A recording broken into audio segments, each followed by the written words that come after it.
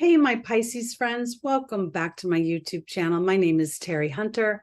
I'm an angel therapy practitioner, intuitive astrologer, Reiki master, and empowerment coach. And I'm here today with your September 2022 monthly horoscope. I have picked out a few things that I think are very powerful, not only for the month of September, but leading into the rest of the year, and things that if we get ahead of them, we can have a very intentional experience versus feeling like things are happening to us.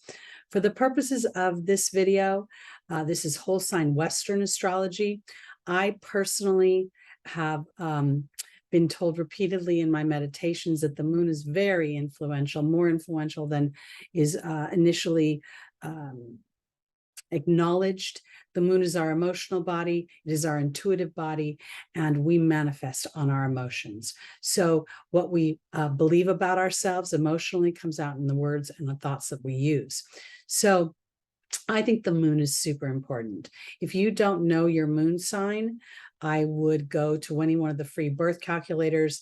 You'll need your time and location of birth in order to know the exact position, as the moon moves very quickly. Again, this is whole sign Western astrology, so we're going to look at our rising sign and go around the zodiac from there. I believe the rising sign is on a par with the moon, as it indicates our initial perceptions and how we perceive events in the world.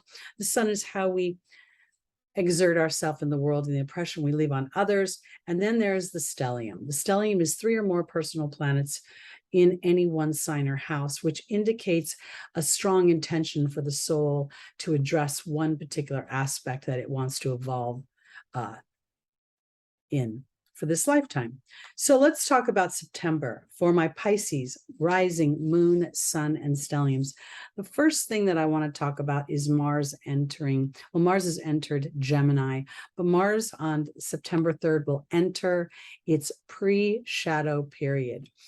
Mars is a fast-moving planet, full of assertion, full of fast-moving energy. Gemini is a fast-moving sign. So this is rapid thought, lots of motion, quick reactions. This is going to happen in your 4th house of home. So I think this is going to really illuminate how you are perceiving the events within your home, the thoughts that you have about your home environment, the thoughts you have about your country that you live in. The 4th house represents patriotism. It represents self-nurturing. It represents where we grow our families, where we first encounter ourselves and the perceptions that others, just Gemini would show how other people interact with us, but this is the home environment, the people who love us and how they interact that creates our self-esteem. So as Mars moves into Gemini, which rules our siblings, it rules our teammates, our workmates, our everyday activities, I think this is an opportunity for Pisces to really start to use the idea of attraction versus assertion. I wouldn't think of Pisces as the most assertive sign. So with Mars being in Gemini, this is an opportunity for you to really look at, am I asserting myself? Mars is going to go into its pre-shadow period at the 8th degree of Scorpio. And this feels like a theme to me because the 8th degree is one of transformation, of digging deep. It's a psychological degree, looking at my motives from a psychological dynamic. So Pisces by nature represents compassion and empathy and a very spiritual sign. It also can represent escapism. So there may be an opportunity for you to see how you assert yourself in your home environment, amongst your siblings, amongst your cousins, and if indeed you are asserting yourself in a way that is authentic and balanced. The retrograde period is actually going to start October 30th at 25 degrees Gemini, which to me is the Martian degree, the Aryan degree. So we're seeing a theme here. How do I assert myself? Am I asserting myself in a duplicitous way? Or am I marrying the two sides of myself to be curious and flexible and to be willing to shift, willing to move into a new viewpoint of myself, to claim my power? That's the way I want to look at it. We have, as I said, Mars will be in Gemini until January 12th, 2023, and then it will go into its post-shadow period in Gemini. When it starts to move out of Gemini, it's going to go all the way back to the 8th degree and then move forward. So we're going to have a lot of energy going on within your house of home, Pisces. We see on the 5th of September, Venus moving into Virgo, which is your 7th house. So we're going to see Venus in a sign that makes her want to be of service, where she's more practical. It's going to be about self-care. How am I taking care of myself within my partnerships? How am I taking care of my financial body, my mental body, my physical body? How am I taking care of my health in relation to others? With Pisces being such a mutable sign, you're a natural empath. And I think that Mars going through your house of home could give you a sense of having to individualize in order to actually be of greater service to the family, to the home, to your partnerships. And I think this is a good thing for Pisces. Again, I want to think of the idea of attraction versus assertion. So as I put my thoughts and my emotional body in the experiences I want to have, I start to attract those experiences, which then I get to capitalize on in my partnerships. Virgo being your 7th house, it's not just intimate partnerships like marriage, it's professional partnerships. It also is the house of civil lawsuits, attorneys, policemen, and things like that. So there could be some activity going on here. Again, though, I want to emphasize that Venus is going to ask you to take care of yourself, to really look at how am I nurturing myself in this dynamic. And while Venus is moving into Virgo, Mercury is in its shadow period in Libra, about to go retrograde. It's going retrograde at 8 degrees Libra. Here's again this common theme of the 8th degree. And this is starting off in your 8th house. So I really believe that the idea of how you interact in partnership, in harmony, that includes Pisces in the harmony, includes Pisces in the idea of, as I commingle my energies, am I also allowing myself to be part of the priority of that energy? Because we go into the 8th house with Mercury into the 8th house of Libra, creating harmony, creating balance. She will be retrograde. Mercury will be retrograde until the 2nd of October, but she will be in Libra, I believe, until approximately the 23rd, when Mercury will move back into Virgo. So we see Mercury start off in your 8th house of transformation, of the commingling of other people's money, of sex, of the occult. That means beliefs outside the box, and also about power and control. And are people, is there a mercurial dynamic where you're thinking that people have more control over you than you realize? And as you assert yourself in a way that attracts in the energies that you want, you assert your mind over your physical being, you'll start to see some sort of balance coming in. Because on the 23rd, Mercury will move back into Virgo, which is your 7th house of partnerships. But I'm going to talk a little bit more about that because there's aspects happening on that day. We also have a full moon in Pisces on September 10th, where I'll be doing a separate video.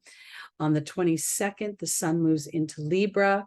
We'll feel a real different energy there. We'll feel a lot more wanting to tuck in, be cozy, enjoy good food, good family, I feel like I'm commingling Taurus and Libra at the same time, because as we get into that Libra energy, and for me here in the United States, we're going to be entering the fall, and the days are getting shorter. So there's this kind of feeling of cozying up. As I said, on the 23rd, Mercury is going to move back into Virgo. So my thoughts, my self-talk, my actions are going to come back into that sign of service. And I'm really going to look at, is that service? Am I including myself? Am I taking care of myself? Because Virgo rules health. And if I don't have my health, I don't have the ability to give back to others. And I feel like this is important because there's a sense of anxiety attached to this for me right now. So Pisces may feel uncomfortable about putting themselves first, as if they're kind of missing the mark. But I think that this might be something that actually serves a greater picture. On the 25th, we'll have a new moon in Libra at the 2nd degree. I'll be addressing that in a separate video. And on the 29th, Venus moves back into Libra. Her warm, coziness, her favorite place to be. So here now we have the sun and Venus together in Libra. This could represent a lot of warm, cozy, romantic feelings. But this is where I think it's super important for Pisces, because Mercury retrograde at 24 degrees Virgo, your natural opposing house, is going to be making a opposition to Neptune, which is retrograde in Pisces at 23 degrees, your first house. So this is really going to be an opportunity to remove any illusions, take off the rose-colored glasses, see if somehow you are inadvertently giving up your power or giving up yourself for another. And, you know, there's always the potential of escapism, of eating too much, drinking too much, gambling too much, shopping too much. And I think paying attention to that is going to be important, because I don't think it's about addiction. I think it's more about escapism. And as you look at Mercury retrograding at that 24th degree, which is the Piscean degree, am I being of service to myself? Am I nurturing my spiritual body? Because Neptune is naturally a spiritual sign. And retrograde, making an opposition at the Aquarian degree, gives you an opportunity to liberate yourself from some opposing energy that feels to be holding you back. On the same day, Mercury at retrograde at 24 degrees is making a trine to Pluto. The Phoenix can rise, breaking an old structure, allowing an old structure to be re-examined. Capricorn rules history, it rules structure, it rules building something in the material. But am I building it in an old way that is really not putting me in the mix, but again, putting myself in a place of service to others? And I'm hoping that I'm going to receive an exchange of energy.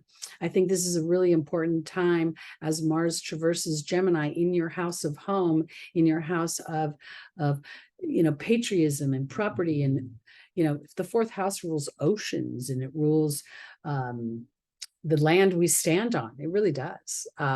That's why it's our country. So really looking at how are you putting yourself in a position of priority within all these dynamics. Because, by nature, you're mutable and you're empathic, and inadvertently you could give up your power to others within your family that feel or appear to have more need than you do. And I think that this is an important thing to be able to be aware of, because if indeed you're over nurturing someone, you could be borderline enabling them to be less than, which is then draining you, so you can't be all that you can be.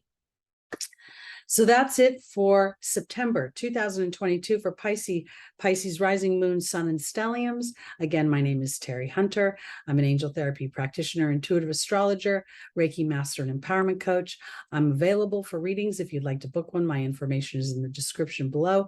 And please join me on Sunday mornings live, 11 a.m. Pacific time, to look at the week ahead, the transits that are coming, and to get the angels' advice for how to traverse those transits. Thank you so much. Please like, please subscribe, please share, and I'll be back soon with another video, and I'll be back on Sunday live at 11.